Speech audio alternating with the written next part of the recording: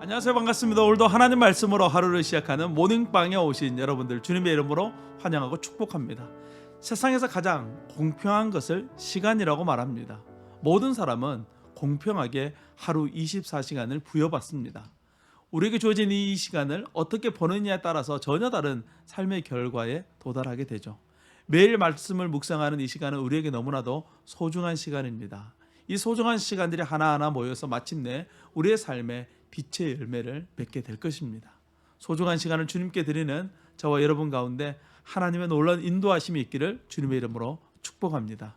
오늘 우리가 묵상할 하나님의 말씀은 에베소서 5장 15절에서 21절 말씀입니다. 지금까지 우리는 구원받은 새 사람이 누구이며 또 어떻게 살아가야 하는지에 대해서 말씀을 통해서 배웠습니다. 배움은 머리의 지식으로만 있어서는 안 됩니다. 우리의 삶에 구체적으로 적용되고 드러나야만 합니다.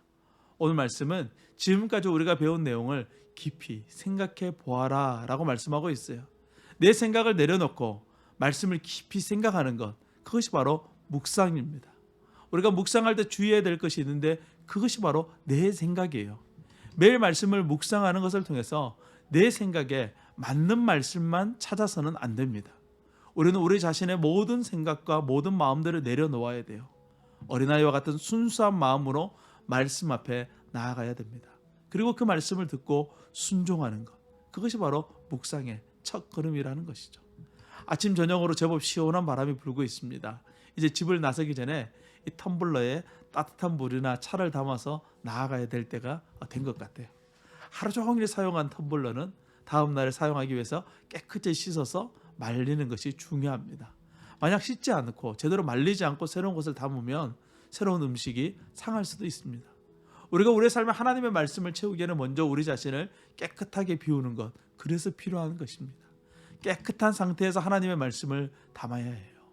그래서 이왕이면 말씀을 묵상하는 것은 하루의 일과를 시작하기 전에 묵상하는 것이 가장 좋습니다. 기도하기 좋은 계절을 지나고 있습니다. 새벽에 교회에 와서 말씀을 묵상하고 기도함으로 하루를 시작해 보십시오. 16절 말씀은 이렇게 말씀합니다. 세월을 아끼라, 때가 악하니라. 우리는 때가 악하니까 나도 어쩔 수 없다라고 생각하기 쉽습니다. 하나님은 우리에게 때가 악하니 너희는 거룩해야 된다라고 말씀하고 있어요.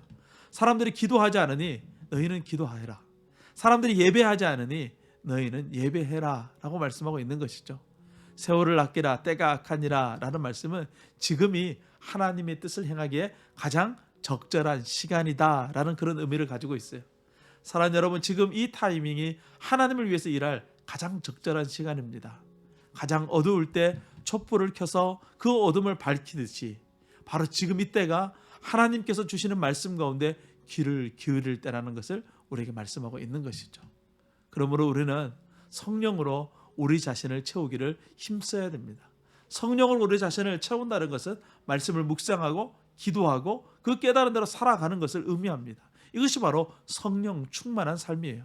오늘도 하나님의 성령으로 채우는 삶, 성령의 충만한 은혜가 저와 여러분 가운데 넘쳐나기를 주님의 이름으로 축복합니다. 오늘도 주님과 함께 승리하세요. 샬롬.